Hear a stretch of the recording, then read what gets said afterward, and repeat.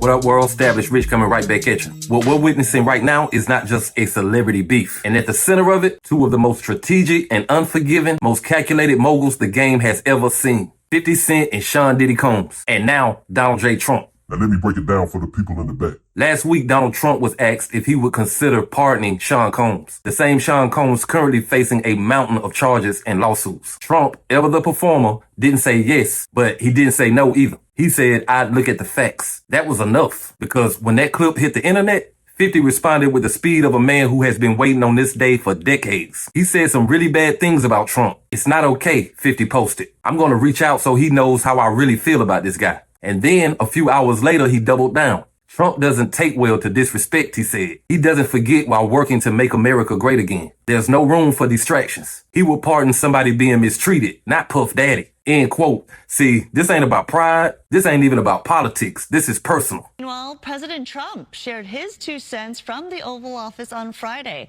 after a reporter asked whether he would consider pardoning Diddy if he's convicted. Would you ever consider pardoning him? Well, nobody's asked. You had to be the one to ask, Peter, but nobody's asked. But I know people are thinking about it. I know they're thinking about it. I think people have been very close to asking. First of all, I'd look at what's happening.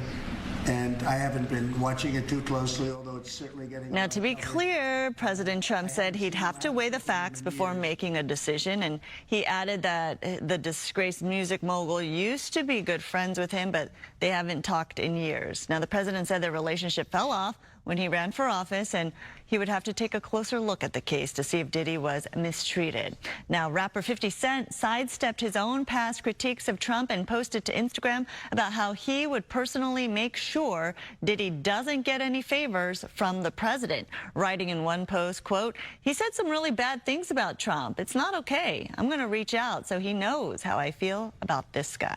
Now listen, for the folks just tuning in, you might think this conflict just started recently. But if you've been paying attention, this is not nothing new. 50 has been coming at Diddy for over a decade. It started with the vodka wars, Ciroc versus effing. Diddy was the face of Ciroc, and 50 came out swinging with effing. And while most thought it was just marketing, it was deeper, much deeper. 50 started throwing jabs saying Diddy was a fruity-style celebrity, insinuating things about his private life, mocking his clothes and questioning his authenticity. But why? See, that's where the story takes a dark turn. 50 has been around a long time. And when you're in this industry long enough, you hear things, you see things. And if you've ever listened closely to 50's posts, he jokes, he trolls. He has been hinting for years that he knows who Diddy really is. Way before the courtroom, way before the lawsuits, way before Cassie spoke, way before the tape. And that's why this hits different. 50 is on a mission to stop any form of escape, to make sure this man faces the consequences he feels are long overdue. In the last 12 months, 50 Cent has turned the internet into his battlefield. He has posted about Kid Cudi's explosive car. He lifted up Cassie's accusations and said, oh, y'all thought I was joking? Then he announced he's producing a docuseries for Netflix. This man is not trolling. He's documenting. He's laying the tracks while the train is already moving. And now, with Trump in the mix,